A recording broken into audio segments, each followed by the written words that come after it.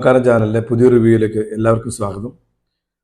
God the greatest of all time Vijay നായകനായി വെങ്കട് പ്രഭു സംവിധാനം ചെയ്ത സിനിമയെക്കുറിച്ചാണ് നമുക്ക് സംസാരിക്കാനുള്ളത്. വിജയാണ് ചിത്രത്തിൽ നായകൻ. വിജയ് പറഞ്ഞ പോലെ തന്നെ വിജയ് ഡബിൾ അല്ല, വിജയ് ട്രിപ്പിൾ റോളാണ്. വിജയിനെ കൂടാതെ പ്രശാന്ത്, പ്രഭുദേവ, അജ്മൽ അമീർ, മോഹൻ, ജയറാം, സ്നേഹ, ലൈല, മീനാക്ഷി ചൗധരി, കൂടാതെ വൈഭവ്, യോഗി ബാബു തുടങ്ങിയവരൊക്കെയാണ് ചിത്രത്തിൽ മുഖ്യ കഥാപാത്രങ്ങളായി വന്നിട്ടുള്ളത്. സിനിമയിലെ നായകനായ വിജയ് അഭിനയിക്കുന്നത് ഗാന്ധി എന്നുള്ള കഥാപാത്രമാണ്. ഒരു സ്പെഷ്യൽ ആന്റി ടെററിസ്റ്റ് സ്ക്വാഡ് വിങ്ങിന്റെ ലീഡറാണ് ഗാന്ധി.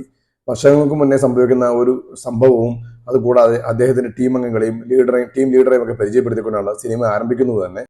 പിന്നീട് ഗാന്ധി, അതായത് വിജയനെയും അദ്ദേഹത്തിന്റെ കുടുംബത്തെയും ചുറ്റിപ്പറ്റിയാണ് കഥ മുന്നോട്ട് കൊണ്ടുപോകുന്നത്. ഗാന്ധിയുടെ പേഴ്സണൽ ലൈഫും പ്രൊഫഷണൽ ലൈഫും കൂടി ഒരുമിച്ച് മിങ്കിൾ ചെയ്തിട്ടാണ് സിനിമ മുന്നോട്ട് പോകുന്നത് തന്നെ. ആക്ഷൻ, സയൻസ് ഫിക്ഷൻ തുടങ്ങിയ ജനറാണ് സിനിമ എന്ന സിനിമ റിലീസിന് മുന്നേ പറഞ്ഞു കേട്ടിരുന്നു എങ്കിൽ പോലും സിനിമയിൽ ആക്ഷനായിട്ടോ സയൻസ് ഫിക്ഷനായിട്ടോ ഒരു തരത്തിലുള്ള ബന്ധവും കണ്ടിരുന്ന എനിക്ക് ഫീൽ ചെയ്തില്ല. ഇടയ്ക്കിങ്ങോട്ട് ഒരു ശാസ്ത്രജ്ഞം വന്ന് പോകുന്നുണ്ട്. അതുകൂടാതെ എന്തോ ചെറിയൊരു എക്സ്പെരിമെന്റ് കൂടി കാണിക്കുന്നു എന്നല്ലാതെ ചിത്രത്തിൽ മറ്റു തരത്തിലുള്ള സയൻസ് ഫിക്ഷൻ സിനിമയിൽ ഒരു ബന്ധവും കാണുന്നില്ല.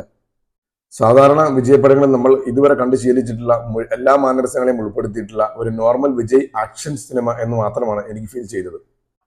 വളരെ പ്രഡിക്റ്റബിൾ ആയിട്ടുള്ള ഒരു കഥയാണ് ചിത്രത്തെ മുന്നോട്ട് നയിക്കുന്നത്. എങ്കിൽ തന്നെയും ഒരു നോർമൽ ഹാർഡ് കോർ വിജയ് ഫാൻസിന് ആഘോഷിക്കാൻ വേണ്ടതൊക്കെ വെങ്കട് പ്രഭു സിനിമയിൽ ചേർത്തിട്ടുണ്ട്. പക്ഷേ നോർമൽ ഓഡിയൻസിനും ഒരു മീഡിയം ഓഡിയൻസിനും സിനിമ എത്രത്തോളം ഇഷ്ടപ്പെടുന്നു എന്ന് വരുന്നിടത്തോളം ഇരിക്കും സിനിമയുടെ വിജയം. സിനിമയിലെ മുഖ്യ കഥാപാത്രങ്ങളായി വരുന്ന മുന്നേ പറഞ്ഞതുപോലെ തന്നെ വിജയാണ്. വിജയ് ഡബിൾ റോളിലാണ്. അച്ഛനായിട്ട് അഭിനയിക്കുന്ന വിജയിന്റെ മുന്നേയുള്ള പഴയ കാലഘട്ടം കാണിക്കുന്നുണ്ട്. അത് റോൾ വിജയ് വളരെ ഗംഭീരമായി തന്നെ നല്ല രീതിയിൽ നമുക്കൊക്കെ ഇഷ്ടപ്പെടാവുന്ന രീതിയിൽ തന്നെ പെർഫോം ചെയ്തിട്ടുണ്ട്. ആ കഥ നമുക്ക് അത്യാവശ്യം മൈൻഡ് ബ്ലോയിങ് ആയിട്ടുള്ള രീതിയിൽ തന്നെ സെറ്റ് ചെയ്തിട്ടുണ്ട്.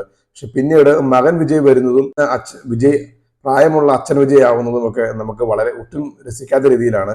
പ്രത്യേകിച്ച് വിജയുടെ പ്രായമായ രീതിയിലേക്കുള്ള മാനരസങ്ങൾ, വോയിസ് മോഡുലേഷൻ ഒന്നും ഒട്ടും നമുക്ക് തുപ്പാക്കി അതുപോലെ തന്നെ ബിഗിൽ പോലുള്ള സിനിമകൾ കണ്ടിട്ടുള്ള അതേ വിജയനെ നമ്മൾ മനസ്സിൽ കണ്ടുകൊണ്ട് മകൻ വിജയനെ നമ്മൾ കണ്ടാൽ നമുക്കത് നിരാശപ്പെടേണ്ടി വരും. നോക്കുമ്പോൾ നമുക്ക് ഭയങ്കര ബോറായിട്ടാണ് ഈ ഡി ഏജിങ് ചെയ്തിരിക്കുന്ന വിജയനെ കാണുമ്പോൾ ഫീൽ ചെയ്യുന്നത്. ഡി ഏജിങ് ചെയ്ത് ഒപ്പിച്ചു വെച്ചിരിക്കുന്ന വിജയ് പ്രകടനത്തിൽ വളരെ മോശമാണെന്ന് മാത്രമല്ല ആക്ഷൻ സീക്വൻസിലും പെർഫോമൻസിലൊക്കെ വളരെ വീക്കായിരുന്നു.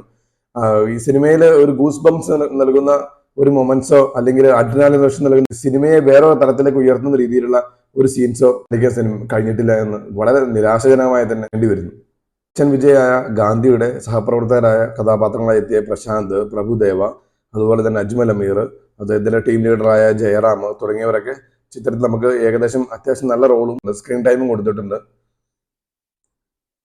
ഓവറോൾ അവരുടെ കഥാപാത്രങ്ങൾ ഓക്കെ ഫീലാണ് നമുക്ക് തോന്നിയിട്ടുള്ളത്. അവർക്ക് കൊടുത്ത റോളുകൾ അവർ നന്നായി തന്നെ പെർഫോം ചെയ്യുകയും ചെയ്തു. മുന്നേ ഈ പറയുന്ന എല്ലാ നടന്മാരും തമിഴ് സിനിമയിൽ തന്നെ നായക കഥാപാത്രം അഭിനയിച്ചിട്ടുള്ള നടന്മാരാണ്. അതുകൊണ്ട് തന്നെ അവർക്കൊക്കെ സിനിമയിൽ ഷൈൻ ചെയ്യാനോ അല്ലെങ്കിൽ സിനിമയിൽ കുറച്ചൊക്കെ ഒരു പെർഫോം ചെയ്യാനുള്ള ഒരു അവസരം കൊടുത്തിട്ടുണ്ടെന്ന് വെച്ചാൽ നോ എന്ന് തന്നെ പറയേണ്ടി വരും. സിനിമയിലെ വില്ലനായി എത്തുന്നത് ഒരു പഴയകാല മെയിൻ നായകനായ മൈക്ക് മോഹൻ എന്നറിയപ്പെടുന്ന മോഹൻ എന്ന തമിഴ് നടനാണ്. ഈ സിനിമയെ ഏറ്റവും പുറകോട്ട് വലിച്ചിരിക്കുന്ന ഒരു ഘടകം ഇദ്ദേഹത്തിന്റെ വില്ലൻ മാനരസങ്ങളും ഇദ്ദേഹത്തിന്റെ അഭിനയം തന്നെയാണ്. എന്തിനു വേണ്ടിയാണ് ഫീൽഡിലോട്ടായി ഇദ്ദേഹത്തെ കൊണ്ടുവന്നത്? വളരെ മോശം പെർഫോമൻസും സിനിമയുടെ ഒരു തരത്തിലുള്ള സിനിമയെ സഹായിക്കുന്ന രീതിയിലുള്ള ഒരു തരത്തിലുള്ള അഭിനയം ഇദ്ദേഹത്തിന്റെ ഭാഗത്തുനിന്നുണ്ടായിട്ടില്ല. ഇദ്ദേഹത്തിന്റെ അഭിനയത്തിൽ ടോട്ടലി ഒരു പഞ്ചോ ഒരു പവർഫുൾ ആയിട്ടുള്ള ഒരു തരത്തിലുള്ള പെർഫോമൻസ് ഇദ്ദേഹത്തിന്റെ കയ്യിൽ നിന്ന് സിനിമയ്ക്ക് ഒട്ടും തന്നെ കിട്ടിയിട്ടില്ല. അതുകൊണ്ട് തന്നെ ആ കഥാപാത്രം മൊത്തത്തിൽ നമുക്ക് വളരെ ദഹിക്കാത്ത രീതിയിൽ സിനിമയിൽ മുഴച്ചു നിൽക്കുകയായിരുന്നു. പിന്നീട് നായികയായിട്ട് വന്നിരിക്കുന്ന സ്നേഹ, അതുപോലെ ലൈല, മീനാക്ഷി ശേഷാദ്രി തുടങ്ങിയവർക്കൊന്നും പ്രത്യേകിച്ചൊന്നും ചെയ്യാനൊന്നുണ്ടായില്ല സിനിമയിൽ. വെറുതെ ഒരു പാസിംഗ് ഔട്ട് ഷോട്ടിലൊക്കെ യൂസ് ചെയ്യുന്ന മാതിരി ജസ്റ്റ് അങ്ങോട്ട് വന്നു പോകുന്നു. ഇനി പറയേണ്ടത് സിനിമയുടെ മ്യൂസിക്കിനെ കുറിച്ചാണ്. യുവൻ ശങ്കർ രാജ, നമുക്കറിയാം യുവൻ ശങ്കർ രാജ വെങ്കട് പ്രഭുവിന്റെ സിനിമകളിലെ മങ്കാത്തെ അതുപോലെ തന്നെ മാനാട് പോലുള്ള സിനിമകളിലൊക്കെ ചെയ്തിരിക്കുന്ന BGM ലിഫ്റ്റ് ചെയ്യാൻ ഒരുപാട് സഹായിച്ചിട്ടുണ്ട്. ഈ സിനിമയെ സംബന്ധിച്ചിടത്തോളം എനിക്ക് തോന്നുന്നതും ഈ സിനിമ പൊളിയുമെന്ന് ഉറപ്പുള്ളത് കൊണ്ട് തന്നെ ഈ നമ്മുടെ യുവൻ ശങ്കർ രാജ മനഃപൂർവ്വം കൊടുത്തിരിക്കുന്ന ഒരു BGM ആണ് സിനിമയ്ക്ക് എന്ന് സംശയം ഉണ്ടാക്കുന്ന രീതിയിലാണ് സിനിമയെ ഒരു തരത്തിലും പ്രൊമോട്ട് ചെയ്യാത്ത രീതിയിലുള്ള ഒരു വളരെ മോശം BGM. ഈ സിനിമയിൽ ഇത്രത്തോളം പാട്ടുകൾ എന്തിനാ തോന്നുന്ന രീതിയിൽ വളരെ ഇറിറ്റേഷൻ ഉണ്ടാക്കുന്ന രീതിയിൽ പാട്ടുകൾ ചെയ്തു വെച്ചിരിക്കുന്നത്.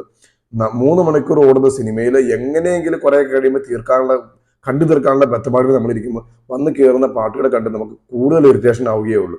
എൻ്റെ അഭിപ്രായത്തിൽ ഈ പാട്ടുകൾ 4 5 എങ്കിലും കട്ട് ചെയ്തായിരുന്നെങ്കിൽ സിനിമ 25 മിനിറ്റ് ലെങ്ത് കുറഞ്ഞ് നമുക്ക് ഒരു ഡൈജസ്റ്റ് ആവുന്ന രീതിയിലേക്ക് സിനിമ മാറിയത്.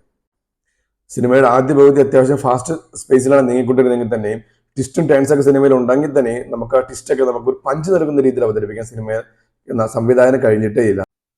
സിനിമ കടന്നു പോകുമ്പോൾ നമുക്ക് സിനിമയിൽ ഫീലിങ്സ് കാണിക്കുന്ന അല്ലെങ്കിൽ സിനിമ ഒരു ട്രാജിക് മൊമെന്റിലേക്ക് പോകുമ്പോൾ നമുക്ക് തന്നെ ഫീൽ ചെയ്യും ഈ സിനിമ എന്തിനാ ഇങ്ങനെ കൊണ്ടുപോകണമെന്ന് വിചാരിച്ചിട്ട് നമുക്ക് തന്നെ വല്ലാത്തൊരു ഫീൽ ചെയ്യും. സിനിമയിൽ കുറച്ച് കമ്മിയോ റോളൊക്കെ ഉണ്ട്. നമ്മളിപ്പോൾ നിങ്ങളെല്ലാവരും കണ്ടിട്ടുണ്ടാവും. ശിവകാർത്തികേയൻ, അതുപോലെ വിജയകാന്തിന്റെ AI ചെയ്തിരിക്കുന്ന രൂപം, അതൊക്കെ നമുക്ക് വലിയ കാര്യങ്ങളൊന്നും ഇപ്പം സിനിമയിൽ ജസ്റ്റ് ഇങ്ങനെ കണ്ടിരിക്കാമെന്നല്ലാതെ ഈ സിനിമ ടോട്ടലി ഒരു ഫെയിലിയർ ആ സിനിമയിൽ ഇങ്ങനത്തെ കമ്മിയോ അപ്പിയറൻസ് നമുക്ക് നമ്മളൊന്നും ബാധിക്കില്ല. വെങ്കട് പ്രഭുവിന്റെയും വിജയന്റെയും ഇതുവരെയുള്ള സിനിമകളും ഇതുവരെയുള്ള ഫിലിമോഗ്രഫിയും എടുത്തു നോക്കി വെച്ചിരുന്നാൽ പോലും നമുക്ക് ഇതുവരെ കണ്ട സിനിമകളിലൊന്നും ഇല്ലാത്തൊരു സിനിമയായിട്ടാണ് നമുക്ക് ഫീൽ ചെയ്തിട്ടുള്ളത്. വിജയ് സിനിമയൊക്കെ നിർത്തി രാഷ്ട്രീയത്തിലേക്ക് പ്രവേശിക്കുന്ന വേളയിൽ അദ്ദേഹത്തിന് കൊടുക്കാൻ ഒരു സെൻഡ് ഓഫ് കൊടുക്കാൻ പറ്റിയ ഒട്ടും തന്നെ അനുയോജ്യമില്ലാത്തൊരു സിനിമയായിട്ടാണ് എനിക്ക് ഈ സിനിമ ടോട്ടലി തോന്നിയത്. സമയമുള്ളവരോട് പോലും തിയേറ്ററിൽ പോയി കാണാൻ ഞാൻ ആവശ്യപ്പെടുന്നില്ല. കാരണം 3 മണിക്കൂർ അവരുടെ സമയമോ പണമോ വേസ്റ്റ് ആക്കിയതിന് പിന്നെ അവസാനം നമ്മൾ ചീത്തയാക്കേണ്ടി വരും. ആരാധകർക്കൊക്കെ സിനിമ എത്രത്തോളം ഇഷ്ടമാവുമെന്ന് ഡൈഹാർഡ് വിജയ് ഫാൻസിനോട് ചോദിച്ചു കഴിഞ്ഞാൽ അറിയാൻ പറ്റും.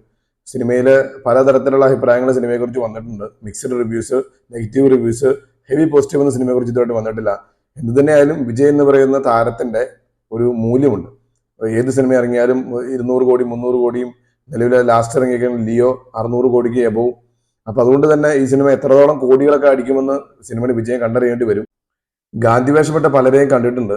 എന്നാൽ ഗാന്ധി തന്നെ വേഷപ്പെട്ട് വരുന്നത് ആദ്യമായിട്ടാണ് കാണുന്നത് തരത്തിലുള്ള ഒരു രസകരമായ ഡയലോഗുകൾ സിനിമയിൽ എഴുതി ചേർത്തിട്ടുണ്ട്. പക്ഷെ ഈ പുകയുടെയും വെടിയുടെയും അകത്ത് ഈ ഡയലോഗുകൾ എന്തും തന്നെ എഴുതി വെച്ചിട്ടും കാര്യമില്ല. ത്രെഡും അല്ലെങ്കിൽ ഒരു ശക്തമല്ലാത്ത സ്ക്രീൻ പ്ലേ സിനിമയെ വളരെയധികം പുറകോട്ട് വലിക്കുന്നുണ്ട്. അതുകൊണ്ട് വേണ്ടി വരും. എന്നെ സംബന്ധിച്ച ഒരു സാധാരണ പ്രേക്ഷകന് പ്രത്യേകിച്ച് അത്ഭുതങ്ങളൊന്നും സിനിമ സമ്മാനിച്ചിട്ടില്ല. വെറുതെ കണ്ടുപോകുക എന്ന് മാത്രമേ ഉള്ളൂ. അത് മാത്രമല്ല 3 മണിക്കൂർ സിനിമ വളരെ ലെങ്തിയാണ്, വളരെ മടുപ്പുളവാകുന്ന പല രംഗങ്ങളും ഉണ്ട്. ഒരു ബിലോ ആവറേജ് സിനിമ എന്ന് മാത്രമേ പറയാനുള്ളൂ.